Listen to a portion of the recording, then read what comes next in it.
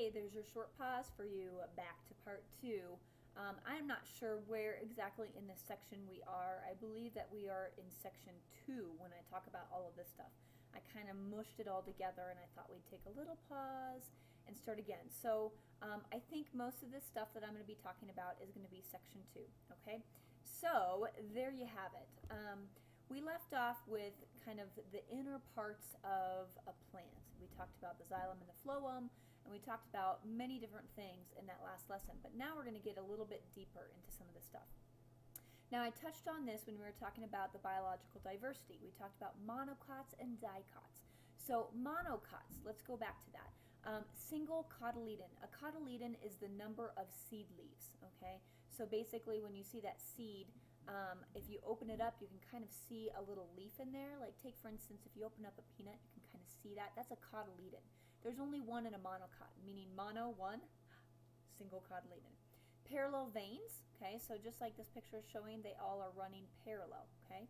The floral parts are in multiples of 3, and they typically have very fibrous roots that kind of scatter out, okay. And then the scattered vascular bundles, meaning the vascular tissues like the xylem and the phloem, are definitely scattered all over, okay. Now dicots, you have 2 cotyledons, so if you were to open up that seed, you'd see 2 seed leaves. You have this branched vein, and we call it net venation. Floral parts are in multiples of 4 or 5. You have a taproot, which is more like what you think of with a carrot as a taproot, kind of like a bulb almost looking thing. And then the vascular bundles are in a ring, okay? Oops, I should do this. A ring, okay? So they're kind of scattered around in a ring. So those are the big differences between a monocot and a dicot. So definitely know the difference between those two. So here's a great kind of way to look at it. So here shows the cotyledons, 1 versus 2, the veins, okay, the vascular bundles, circle in a ring or a circular shape versus kind of all over the place, your fibrous root versus a taproot, and then the floral parts, the multiples, okay? So that's kind of a good summarization. All right, now reproduction in flowers. This is going to be your least favorite thing because it's a little hard to understand and you're going to be like, I still don't get it. I'm not going to test you a lot on this. And to be honest, I think I took out a lot of the questions that had to do with this because this is definitely more what you're going to get into in college biology, okay? But I want you guys to be exposed to it, so you need to know a little bit. So basically, when we talk about reproduction in flowers, and in plants in general, there are 2 types, sexual and asexual. And I say, interesting, right? Like there's both. It can mean you know, the 2 join, and then asexual means there's no joining of anything. You basically, usually asexual reproduction is by spores or by binary fission where something just breaks off and it becomes, you know, a clone, so to speak, okay? There's no genetic material that's exchanged, okay? So kind of interesting that flowers and plants can reproduce in 2 ways, okay? So last, I think in, again, biological diversity, I talked about the life cycle of plants, okay? And it's a little confusing, so bear with me. I'm going to go over it briefly, but if it doesn't quite sink in, it will at some point, okay? The first thing, yeah, I say remember, me neither. No, just kidding. I'll refresh your memory a little bit. The first thing I want you guys to know are some of these terms, okay? You're going to see these in some of the diagrams I show. It's called alternation of generations. That's what the plant cycle is pretty much referred to. So you're going to see that and hear that a lot. Alternation of generations. You have a sporophyte, okay, which is a diploid, basically meaning 2N. So anytime you have a diploid, you're basically looking at kind of 2 cells, okay? Produced haploid spores by meiosis. So haploid is when you half that diploid, okay? So notice that down here when I talk about haploid, that's 1N. So basically, when you say diploid, when you hear diploid cells, we're talking about 2 cells. That's why it's known as 2N. And basically, the sporophyte, which is kind of what it starts off after fertilization, is going to be halved by meiosis. Okay, meiosis, remember, if you guys remember from biology A, is the reproduction, the sexual reproduction, where genetic material is exchanged and you actually half the number of cells. Where mitosis, you're creating an exact replica and you're not halving anything. If you have 1 cell, you're going to get another cell, okay? But that's not the case with meiosis. You actually half the number of cells. So think about that when we talked about, well, I don't want to go into that too much, but if you go back to biology A and your thoughts maybe, and if you need to go review mitosis and meiosis, you'll notice that that's what happens with the sperm and the egg cells, okay? All right, then you have a gametophyte. Okay, again, haploid, meaning one end, so it's basically half now. It's going to undergo mitosis. Remember, mitosis produces an exact replica. So it's going to produce the egg and the sperm. Okay, these are the gametes. But again, flowers aren't necessarily going to have egg and sperm, but they do have their female and male parts. Okay, so the gametophyte, again, haploid. It's going to undergo mitosis and produce the gametes. Okay, and then the zygote merge to grow into a 2N sporophyte. So again, when you take the egg and the sperm, which are haploid, so one cell and one cell, and then they merge, that's a zygote, and now you have two cells, 2N. Okay, so that's how this basically the plant cycle is going to look. But let's look at some different ways to view this. Now some of these might make sense to you and some of them may not. I have an easy one coming up though. Okay, so notice here's a sporophyte. So basically right here is fertilization. You have the fertilization that occurs kind of right at this line. Okay, so you have this 2N seed with plant embryo talked about right here. So this is the sporophyte. Remember, it's 2N. It's a diploid. And it's going to grow, okay? And then you undergo meiosis, okay? And it's going to turn that, basically half that, into a haploid cell, okay? So we call that the gametophyte. So you have your pollen here, and that's your 1N, your haploid, and then it's going to join with right here another 1N and fertilize into a 2N, okay? So it's going to keep going through this cycle here, all right? Let's look at another way to look at it, okay? Again, fertilization, so, you know, we'll get to this point in a second. This one's kind of really wordy. But nonetheless, you have fertilization, okay?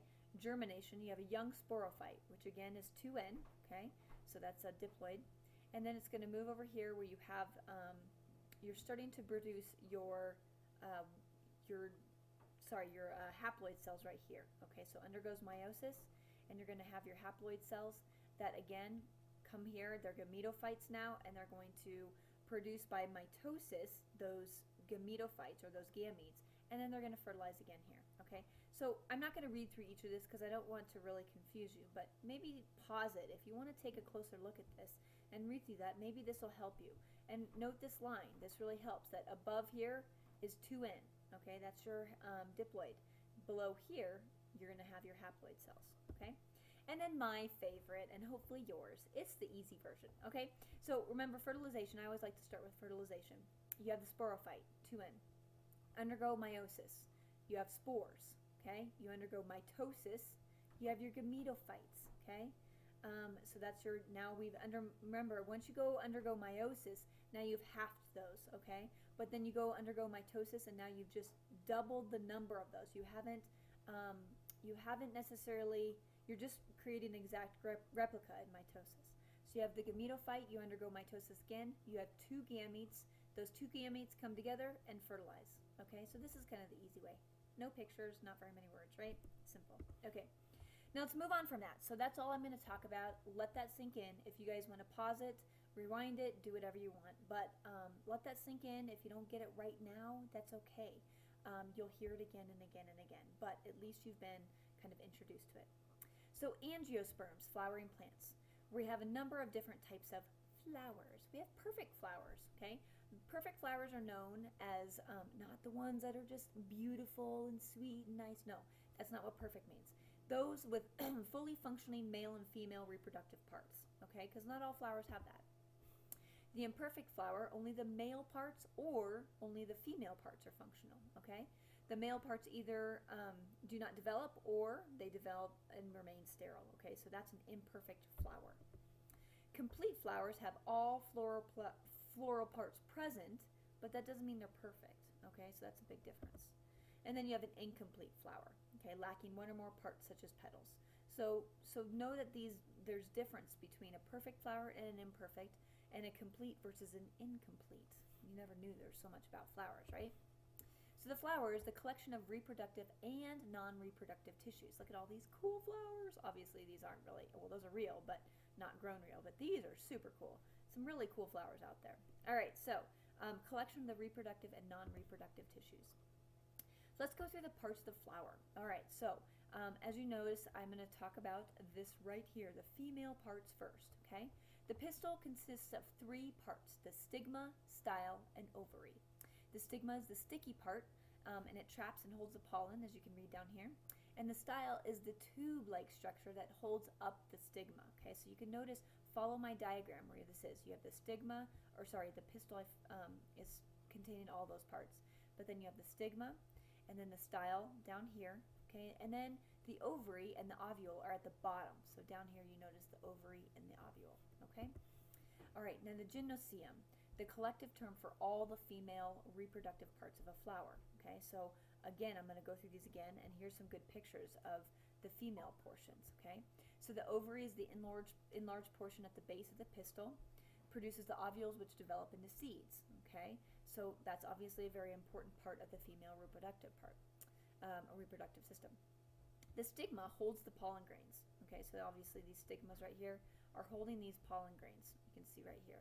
The style connects the stigma with the ovary. Okay, so the style is right here, and it connects to the ovary. So it supports the stigma so that it can be pollinated. So those are the main parts of the gymnosium, okay, aka female reproductive parts of the flower. The androcium, okay, the male parts, which is the stamen. So each stamen has a filament, okay? The filament that supports the anther. The anther contains 4 microsporangia, which then produce pollen, okay? So you have the stamen. Those are the, or sorry, yep, yeah, I'm pointing at the right thing. Okay, I wanted to make sure I was pointing at the right thing. All right, so you can see the big difference between the male and the female parts, although they're very close, which is a good thing, right? These have to be close in order to actually reproduce. So the petals, okay, obviously we know what the petals are. They attract pollinators, which is great. Bees and insects are great pollinators, and the colors and the scents are what attract, you know, those pollinators to in order to basically knock off that pollen and help that, you know, and obviously cross-pollinate too, because they fly to different flowers and different plants. So that's obviously necessary. So bees, hummingbirds, butterflies, those are great examples of pollinators. All right, now the sepal. Okay, if you notice down here, the sepal are the green-like petal parts at the base of the flower. The sepals help to protect the developing bud and are part of the non-reproductive structure. So basically, you know, you have lots of reproductive structures here, okay? But you also have some non-reproductive structures. So by the way, I didn't point out on this picture the male parts. So the male parts, obviously right here, the anther and the filament, okay, which the pollen kind of collects up here. All right, moving on. So some slight differences. Let's just talk about some slight differences among different plants. You have monoecious. I like that name, monoecious. Plants that have both sexes functioning on the same plant. Corn's a great example. So you have both sexes. You have the male flower tassel up here and the female flower corn ear. And they are functional on the very same plant, okay? But then you have dioecious, okay? The male flowers are produced by male plants, and the female flowers are produced on a different plant. So it's kind of interesting that, you know, you'd need 2 different plants for reproduction, okay? Olive trees are a great example of that.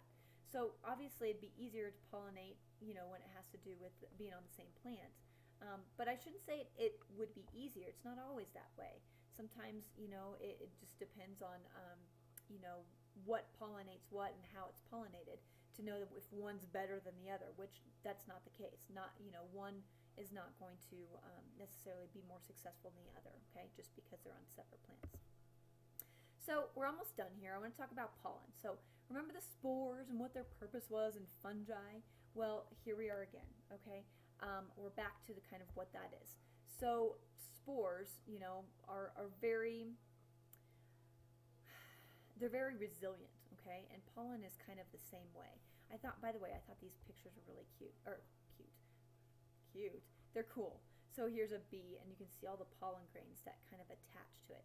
And this is kind of a microscopic view. But pollen's like a spore with an outer coating called an exine, okay? So it's very, very resilient, virtually indestructible, okay? Pollen cake covers the exine, and it's made up of polysaccharides, a long chain of sugars, okay? So just an interesting kind of tidbit about the actual coating of pollen, all right? So pollination comes next. Entomophyly, which is the transfer of pollen by an insect such as a bee, wasp, fly, moth, and there's many other things too. Anemophily, which is the transfer of pollen by wind. So those are the different types of pollination. So obviously pollination is huge. If you don't have pollination, which can happen, I don't want to say it can happen on its own, but typically either, you know, wind can cause pollen to kind of fall from, you know, where it is into the female reproductive parts, but also insects are kind of huge.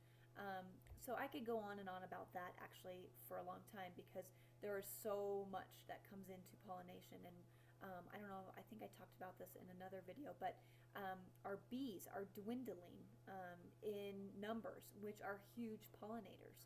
So there's actually a documentary out there about bees, and I think it's called Where Have the Bees Gone, or something like that. But it's really fascinating to find out, fascinating and scary, might I add, that without bees we could lose so much of our crops. So anyways, just a little bit about pollination, but know those terms, just be a little bit familiar with them. Okay? All right, an abrupt end, because we are done, and I believe that will end part 2 or section 2 of your plant structure unit. So join me back again for part 3.